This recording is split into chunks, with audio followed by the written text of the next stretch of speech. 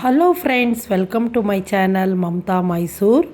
ಇವತ್ತಿನ ವಿಷಯ ಏನು ಅಂತ ಹೇಳಿದ್ರೆ, ಜೆ ಪಿ ನಗರದಲ್ಲಿರುವಂತಹ ಮುನೇಶ್ವರ ದೇವಾಲಯದ ಬಗ್ಗೆ ಸ್ವಲ್ಪ ಇನ್ಫಾರ್ಮೇಷನ್ ಕೊಡೋಣ ಅಂದ್ಕೊಂಡಿದ್ದೀನಿ. ಅದು ಈ ದೇವಾಲಯ ಇರೋದು ಜೆ ಪಿ ನಗರದ ಏರಿಯಾದಲ್ಲಿ, ಅಂದರೆ ಬೆಂಗಳೂರಿನಲ್ಲಿ ಕಂಡುಬರುತ್ತೆ. ಅಂದರೆ ಈ ಮುನೇಶ್ವರ ದೇವಾಲಯದ ಬಗ್ಗೆ ಹಲವಾರು ರೀತಿಯ ಒಂದು ದಂತಕಥೆಗಳಿರುತ್ತೆ. ಮುನೇಶ್ವರ ಸ್ವಾಮಿ ಕುರಿತು ವಿವಿಧ ದೇವತೆಗಳು ಮತ್ತು ಜಾನಪದ ದೇವತೆಗಳ ಕಥೆಗಳು ಇರುತ್ತೆ. ಮುನೇಶ್ವರ ಅಂತ ಹೇಳಿದ್ರೆ ಮುನಿಗಳ ದೇವರಾದಂಥ ಮುನಿಗಳ ದೇವತೆ ಅಂತಲೂ ಸಹ ಹೇಳ್ತಾರೆ. ಸಾಮಾನ್ಯವಾಗಿ ಒಬ್ಬ ಶಕ್ತಿಶಾಲಿ ಮತ್ತು ರಕ್ಷಣಾತ್ಮಕವಾದಂತಹ ದೇವತೆಯಾಗಿ ಈ ದೇವರನ್ನು ಪೂಜೆಯನ್ನು ಮಾಡ್ತಾರೆ. ದಕ್ಷಿಣ ಭಾರತಗಳಲ್ಲಿ ಹಳ್ಳಿಗಳಲ್ಲಿ ಪ್ರಮುಖವಾದಂತಹ ದೇವರು ಅಂತಲೇ ಹೇಳ್ಬೋದು. ಮುನೇಶ್ವರ ಸ್ವಾಮಿಗೆ ಒಂದು ರೀತಿಯಲ್ಲಿ ಶಿವನ ಒಂದು ರೂಪ ಅಂತಲೇ ಹೇಳ್ತಾರೆ. ಅಂದರೆ ಮುನೇಶ್ವರ ಸ್ವಾಮಿಯನ್ನು ಕೆಲವೊಮ್ಮೆ ಮುನಿಗಳ ರಾಜ ಅಂತಲೂ ಹೇಳ್ತಾರೆ. ಮುನೇಶ್ವರ ಸ್ವಾಮಿ ಒಬ್ಬ ಶಕ್ತಿಶಾಲಿಯಾದಂಥ ಮತ್ತು ರಕ್ಷಣಾತ್ಮಕವಾದಂಥ ದೇವತೆಯಾಗಿದ್ದು ಒಬ್ಬ ಮುನಿಗಳ ದೇವತೆಯಾಗಿ ಇದ್ದಾನೆ. ಮತ್ತು ಮುನೀಶ್ವರ ಸ್ವಾಮಿಗೆ ಅನೇಕ ದೇವಾಲಯಗಳು ಸಹ ಕಂಡುಬರುತ್ತೆ. ಅದರಲ್ಲೂ ಕರ್ನಾಟಕದಲ್ಲಿ ಮತ್ತು ತಮಿಳುನಾಡಿನಲ್ಲಿ ಈ ಮುನೀಶ್ವರ ದೇವಾಲಯದ ಬಗ್ಗೆ ಹಲವಾರು ದೇವಾಲಯಗಳು ಸಹ ಕಂಡುಬರುತ್ತೆ. ಅಂದರೆ ಮುನೀಶ್ವರ ಅಂತ ಹೇಳಿದ್ರೆ ಮುನಿ ಎಂದರೆ ಸನ್ಯಾಸಿ ಅಥವಾ ಋಷಿ ಮತ್ತು ಈಶ್ವರ ಎಂದರೆ ದೇವರು. ಆದ್ದರಿಂದ ಮುನೀಶ್ವರ ಎಂದರೆ ಋಷಿದೇವ ಅಥವಾ ಮುನಿಗಳ ಅಧಿಪತಿ ಅಂತಲೂ ಸಹ ಹೇಳ್ಬೋದು. ಈ ವಿಡಿಯೋ ಇಷ್ಟ ಆದರೆ ಲೈಕ್ ಮಾಡಿ, ಶೇರ್ ಮಾಡಿ ಹಾಗೂ ಕಮೆಂಟು ಮಾಡಿ.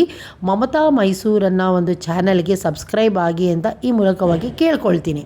ಅಂದರೆ ಈಗ ಏನಂದರೆ ಮುನೀಶ್ವರನನ್ನು ಸಾಮಾನ್ಯವಾಗಿ ನೋಡೋದಾದರೆ ದೊಡ್ಡದಾದಂಥ ಮೀಸೆಯುಳ್ಳ ತ್ರಿಶೂಲ, ಚಾವಟಿ, ಈಟಿ ಮುಂತಾದಂತಹ ಆಯುಧಗಳನ್ನು ಹಿಡಿದಿರುವಂತಹ ಹಿರಿಯ ಪುರುಷ ದೇವತೆಯಾಗಿ ಚಿತ್ರಿತವಾಗಿರುತ್ತೆ. ಅವನ ಶರೀರವು ಪವಿತ್ರವಾದ ಭೂಮಿಯಿಂದ ಮುಚ್ಚಿರುತ್ತದೆ ಅಂತಲೂ ಹೇಳ್ಬೋದು. ಸಾಮಾನ್ಯವಾಗಿ ಗ್ರಾನೈಟ್, ಜೇಡಿಮಣ್ಣು, ಲೋಹಗಳಿಂದ ಮಾಡಿದ ಪ್ರತಿಮೆಗಳ ರೂಪದಲ್ಲಿ ಮತ್ತು ಆಯುಧಗಳ ರೂಪದಲ್ಲಿ ಪೂಜೆಯನ್ನು ಮಾಡ್ತಾರೆ. ಬಂಡೆ, ಇಟ್ಟಿಗೆ ಅಥವಾ ದೀಪದ ರೂಪದಲ್ಲಿಯೂ ಸಹ ಈ ದೇವರನ್ನು ಪೂಜೆಯನ್ನು ಮಾಡ್ತಾರೆ. ಆತನನ್ನು ಶಿವನಿಗೆ ಸಂಬಂಧಿಸಿದಂತಹ ದೇವತೆ ಎಂದು ಸಹ ನಂಬಲಾಗಿದೆ. ಶಿವನ ಜೊತೆಗಿನ ಅವನ ಸಂಬಂಧವು ಸೂಚನೆಯಾಗಿ ಹಣೆಯ ಮತ್ತು ದೇಹದ ಮೇಲೆ ಪವಿತ್ರವಾದಂತಹ ಬೂದಿ ಎಲ್ಲವೂ ಸಹ ಚಿತ್ರಿತವಾಗಿರುತ್ತೆ. ಈಗ ನೀವು ಹಲವಾರು ಇದನ್ನು ರಕ್ಷಣಾ ದೇವತೆ ಅಂತಲೂ ಸಹ ಹೇಳ್ತಾರೆ. ಯಾಕೆ ಅಂತ ಹೇಳಿದ್ರೆ ಈ ದೇವರು ಶಿಲೆಗಳು ಮತ್ತು ಆಯುಧಗಳ ರೂಪದಲ್ಲೂ ಕಂಡುಬರುತ್ತೆ.